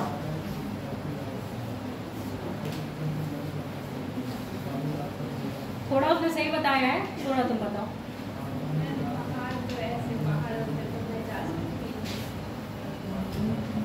पहाड़ों पे जा सकती हो और कहाँ जा सकती हो? है? बताओ। बैठ जाओ। माउंटेन एक सीधी रेखा है, जिसको हम रेंज बोलते हैं, और इनके पीक्स की ऊंचाई बहुत ज़्यादा होती है। जबकि आपकी क्या होती है, जो पहाड़ियाँ होती हैं वो कहीं कहीं बिखरी बिखरी दिखेंगी, जहाँ तहाँ एक रेंज में नहीं दिखेंगी, और इनकी ऊंचाई भी इनसे कम होती है। ठीक है, जैसे ये हमने पूरा पश्चिमी घाट, पूर्वी घाट और आपका हिमालय रेंज, ये माउंटेन रेंज में देखी हैं। तो ये जो चीज़ें देखी हैं वो हमारी कितना घेरी एरिया 10.7%। उसके बीच में पहाड़ियाँ बताई। अब यहाँ देखोगे गारो, खासी, जयंतिया, मिरकेर, नीलगिरी की पहाड़ियाँ, ये सब पहाड़ियाँ हैं, छोटे छोटे क्षेत्र में आ रही होंगी। यहाँ देखो गारो, खासी, जयंतिया मिल रहा होगा तो देखो लिखा हुआ है, ये सब पहाड़ियाँ हैं, ऐसे बनी होंगी कहीं कहीं बस एक स्थान पे बनी है या दो बनी होंगी, इससे ज़्यादा पहाड़ियाँ नहीं मिलेंगी। ठीक, और रेंज क्या होता है, एक बहुत बड़ा क्षेत्र घेरे हुए हो, उसको कहते हैं माउंटेन रेंज। और माउंटेन रेंज में क्या होती है, आपकी पहाड़ियाँ भी सम्मिलित होती हैं, ऊंचे ऊंचे शिखर भी सम्मिलित होते हैं और कटक भी सम्मिलित होते हैं। जबकि पहाड़ियों में सिर्फ पहाड़ियाँ ही सम्मिलित होती हैं और कुछ सम्मिलित नहीं होता है। कितनी होगी पहाड़ियों की ऊंचाई? 2000 मीटर या 1000 मीटर, इतनी ऊंची पहाड़ियाँ होती हैं। जबकि पठार क्या होंगे, पठार वो स्थल होते हैं जो मैदान से तो ऊंचे होंगे पर पर्वतों से नीचे होंगे। यहाँ शिखर होगा, यहाँ शिखर कैसा होगा, चपटा होगा, यहाँ शिखर कैसा होगा, नुकीला होगा।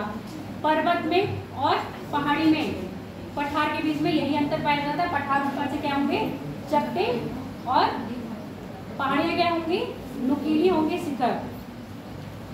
मैदान तो देखा ही हुआ है, मैदान में तो बताना नहीं है, ये बताना है मैदान भी बताना है। मैदान वो क्षेत्र होता है जहाँ दूर दूर तक कोई भी ऊंचा टीला सा दिखाई नहीं देता। ठीक, आप लिख लो, ऐसे लिखो, भारत की भौगोलिक स्थिति, हेडिंग डालो, भारत की भौगोलिक स्थिति,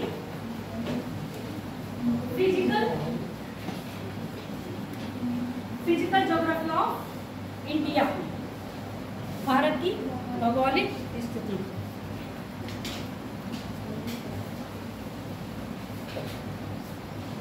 भारत की भौगोलिक स्थिति में प्रायः, भारत की भौगोलिक स्थिति को प्रायः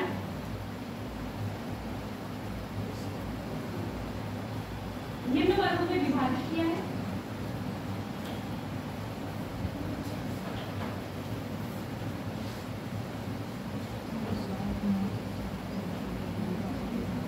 निम्न वर्गों में विभाजित किया है।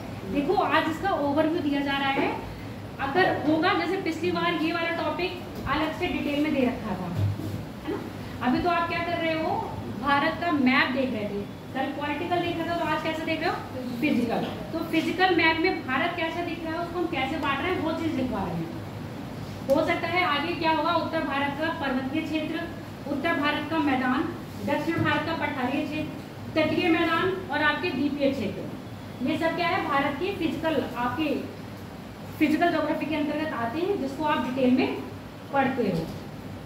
अभी हम सिर्फ हाँ यहाँ पर क्या दे रहे हैं, आपको एक ओवरव्यू दे रहे हैं कि भारत की फिजिकल कैसा है। तो भारत के फिजिकल में अगर बांटना चाह रहे हो तो निम्न तरह से बांटा है। पहला लिखो, उत्तर में विशाल पर्वत श्रृंखला, पहला है उत्तर में विशाल पर्वत श्रृंखला,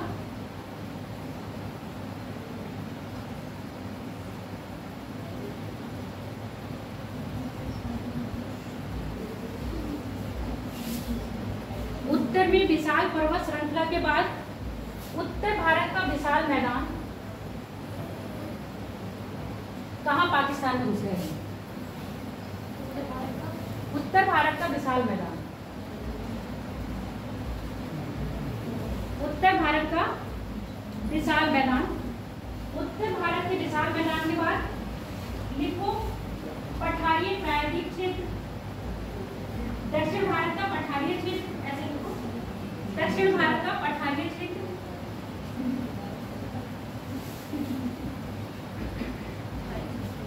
तथा तटीय मैदान क्षेत्र। इसके बाद लिखना तटीय मैदान क्षेत्र, ये जो दिख रहे हैं पश्चिमी घाट और पूर्वी घाट के बाद पश्चिमी तट और पूर्वी तट। तटीय मैदान लिख लिया। तटीय मैदान के बाद लिखो द्वीप समूह, भारत के द्वीप समूह, जो आप पॉलिटिकल में पढ़ चुके हो। 5 भाग हो गए। आप सुन लो, आप पहला लिखो। पहला लिखना नहीं है, ये आपके 5 भाग देंगे। आप इसमें लिखो संपूर्ण भारत के धरातल का 10.7% कौन घेरा हुआ है, किससे कवर करा हुआ है? भारत में पर्वत श्रृंखला। संपूर्ण भारत के धरातल का 10.7% पर्वतीय क्षेत्र घेरे हुए हैं। पर्वतीय क्षेत्र घेरे हुए हैं, जिसमें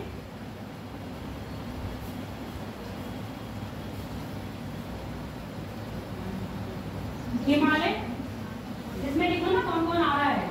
हिमालय, पश्चिमी घाट, पूर्वी घाट, पश्चिमी घाट, पूर्वी घाट,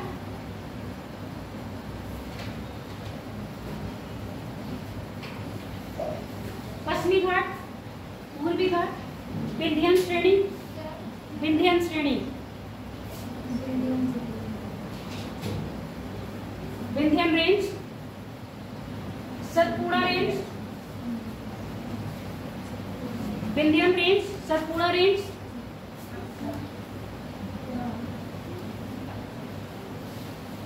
सतपुड़ा रेंज श्रेणी के दो, सतपुड़ा रेंज। अब इसके बाद लिखो पैरा चेंज करके,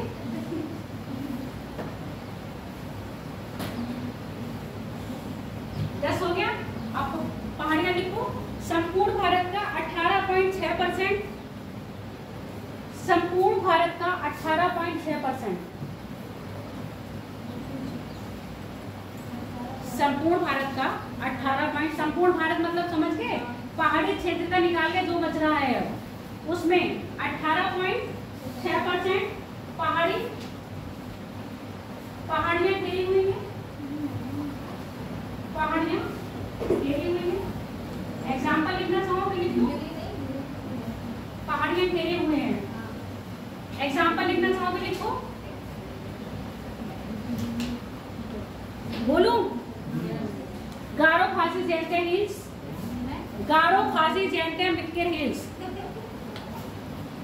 ये ऐसे ही याद करना पड़ेगा आपको, गारो खासी जैंतिया मिक्किर। इसके बाद ओबरा, डफला, मिरी, मिसमी। अब याद करोगे, ये नाम जरूर याद करने हैं। ओबरा, डफला, मिरी, मिसमी, ये सब क्या है? पहाड़ियां हैं। एग्जाम्पल लिख लो, जब पढ़ोगे तब बता दिया जाएगा। मत लिखो। गारो खासी जैंतिया मिक्किर, गारो खासी जैंतिया मिक्किर, ये तुमको दिए हैं पहाड़ियों के नाम। फॉर एग्जाम्पल ये पहाड़ियां हैं, इसमें बादाम की पहाड़ियां भी आती हैं, बहुत सारी पहाड़ियां हैं। जब डिटेल में पढ़ोगे तो ये सबका नाम आज ही नाम पढ़ लोगे, कल नहीं, फिर आने वाले इंडिया में क्या पढ़ोगे?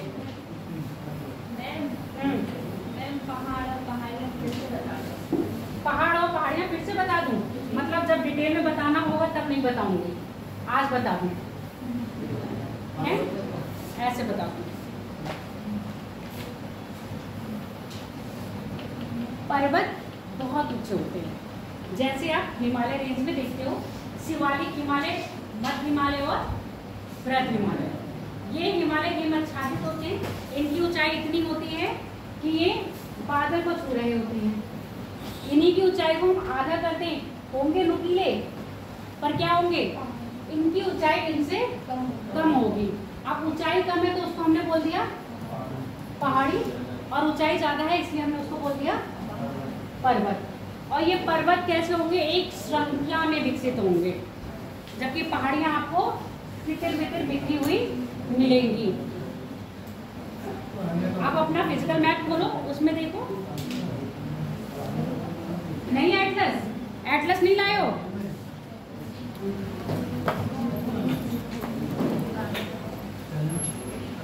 गारो खासी जैंतिया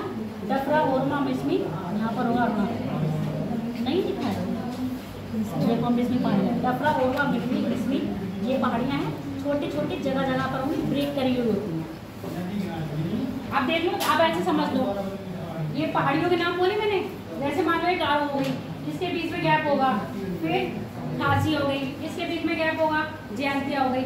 ये आपस में लिंक अप नहीं होंगी, होंगी भी तो ऊंचाई सीधे वैरी करती है कि आप एक पैरामीटर है, आप इससे ऊंचे को पहाड़ कहोगे और इससे नीचे को पहाड़ी कहोगे, बस अंतर सिर्फ ऊंचाई का है। और साथ ही साथ क्या है आपका, एक रेंज में है।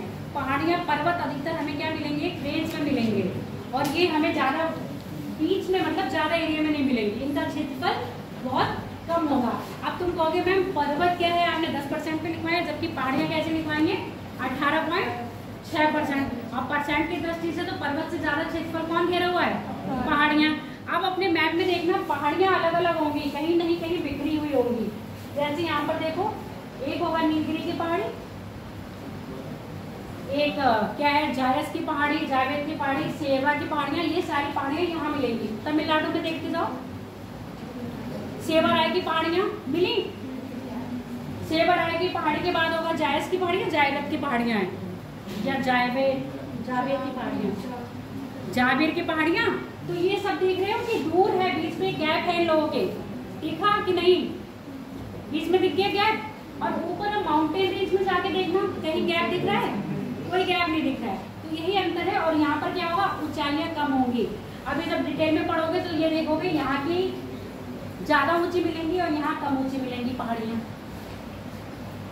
यहाँ की पहाड़ी की ऊंचाई ज़्यादा होगी और यहाँ की पहाड़ी की ऊंचाई कम होगी।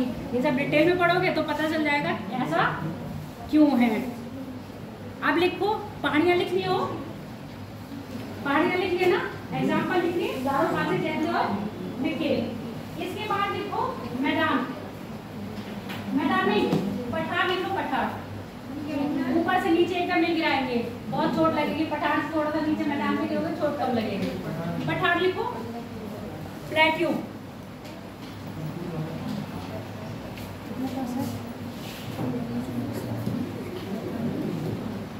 पठारी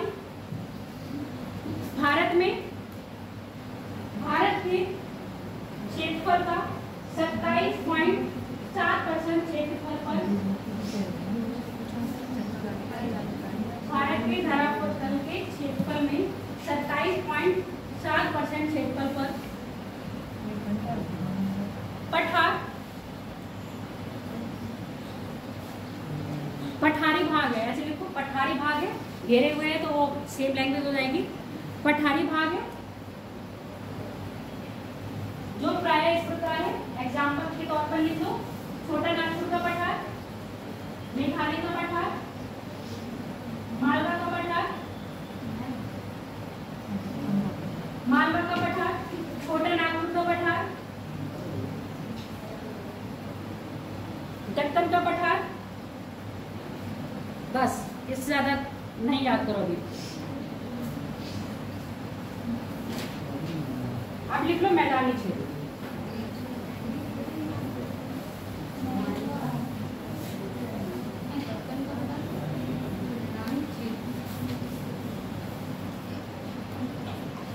मैदानी क्षेत्र, दक्कन का पठार, मैदानी क्षेत्र, भारत के धरातल का 43%, भारत के धरातल का 43% क्षेत्रफल,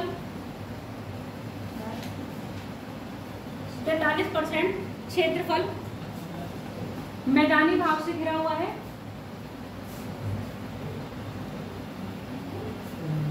मैदानी भाग से घिरा हुआ है जो प्रायः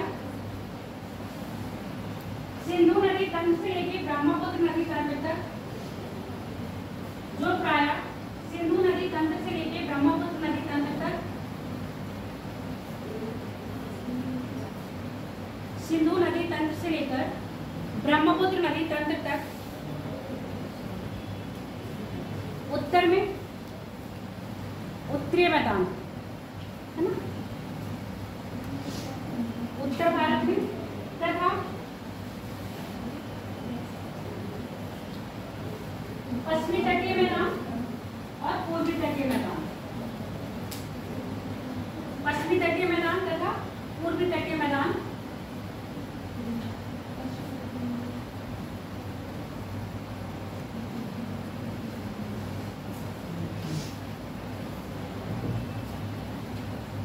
में विस्तृत। इसमें क्या आ जाता है आपका, कच्छ का रण भी आ जाएगा, ये सब मैदानों में ही आते हैं। हाँ, और इसमें आपका मरुस्थल भी अभी मैदान में ही इंक्लूड कर रखा है हम लोगों ने। आगे जब पढ़ोगे इसी में डिवाइड हो जाएगा, मैदानी क्षेत्र में मरुस्थलीय क्षेत्र। आगे जब डिवाइड करोगे, डिटेल में पढ़ोगे, तब मरुस्थलीय क्षेत्र को अलग से पढ़ोगे। एग्जाम्पल, बोल की एग्जाम्पल ही लिखे थे, एग्जाम्पल ही लिखे थे। कौन से वाले? सिंधु नदी तंत्र से लेके ब्रह्मपुत्र नदी तंत्र का पूरा मैदानी क्षेत्र, उसके बाद आपका पश्चिमी तटीय क्षेत्र और पूर्वी तटीय क्षेत्र। और लिखना चाह रहे हो तो ये मरुस्थल भी क्या हो गया आपका, एक मैदानी क्षेत्र आ जाता है, पर ये कृषि योग्य नहीं है। अब समझ लो थोड़ा, इसी में फिजिकल मैप खोला हुआ है। अब मैं नाम बोल रही हूँ, वो नाम देखते जाना। टाइम हो गया क्या? 3 मिनट है। 3 मिनट में क्या बताऊंगी, कुछ नहीं बता रही हूँ, थोड़ा सा वजह से समझ लो। क्वेश्चन आज नहीं लाई हूँ, कल का क्वेश्चन करके कौन लाया है? लाओ दो, बस एक ही बच्चा लाता है, बाकी तो लाते ही नहीं है। तुम लोग लाए हो? वो तो तुम्हारी सहेली तो आई थी। प्लेटो देख लो, मालवा का पठार दिख रहा है। सुन लो मेरी बात। अब मैंने कहा दक्षिण भारत और उत्तर भारत, तो बांटा कैसे मैंने? अपने मन से। दक्षिण भारत को उत्तर भारत से मैंने बांटा कैसे, बताओगे कोई? अपने मन से बांटा क्या? जहां से मेरा मन आया वहां से मैंने देखा खींच दी। कोई तो ऐसी चीज होगी जो विभाजन कर रही होगी इनके बीच, है? कर्क रेखा नहीं है, फिजिकल बाउंड्री है, क्योंकि फिजिकल ज्योग्राफी पढ़ रहे हो। बताओ कौन सी चीज है जो उत्तर भारत और दक्षिण भारत को अलग कर रही है? विंध्यन श्रेणी। विंध्यन श्रेणी ये क्या करती है? उत्तर भारत और दक्षिण भारत के बीच में जल विभाजक का काम भी करती है। जल विभाजक का मतलब समझ गए? इसके जो नदियां होंगी वो उत्तर में अपना जल दे रही होंगी, इसका जो इधर नदियां होंगी वो दक्षिण में अपना जल दे रही होंगी। तो विंध्यन श्रेणी जल विभाजक के साथ साथ भारत का भी विभाजन करती है, उत्तर भारत और दक्षिण भारत में। सतपुड़ा भी है, इसके बाद है सतपुड़ा, उसके बाद है महाराष्ट्र की पहाड़ियाँ, और कौन सी है? अजंता की पहाड़ियाँ। आप पढ़ोगे पहाड़ियाँ बाद में। तो कल आज का ये टॉपिक खत्म हो गया। किसी को नहीं समझ में आया तो पूछ लो। और